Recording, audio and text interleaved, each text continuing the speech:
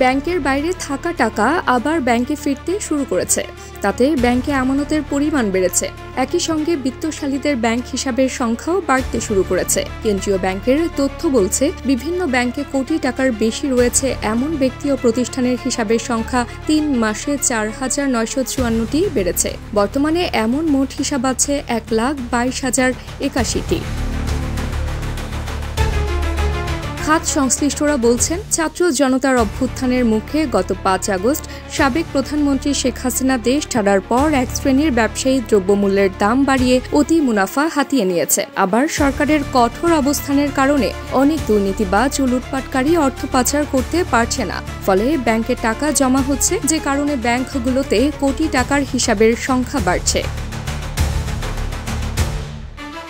বাংলাদেশ পরিসংখ্যান ব্যুরোর তথ্য অনুযায়ী ১৯৭২ সালে দেশে কোটিপতি আমানতকারী ছিল মাত্র ৫ জন। ১৯৭৫ সালে তার ৪৭ জনে উন্নীত হয়। গত বছরের সেপ্টেম্বরে এমন হিসাবের সংখ্যা বেড়ে দাঁড়ায় ১,১৭,১২৭টিতে এবং ডিসেম্বরে বেড়ে হয়েছে ১,২২,০৮১টি। তাবাসসুম হক, আনিকা, ডেইলি আওয়ার, বাংলাদেশ।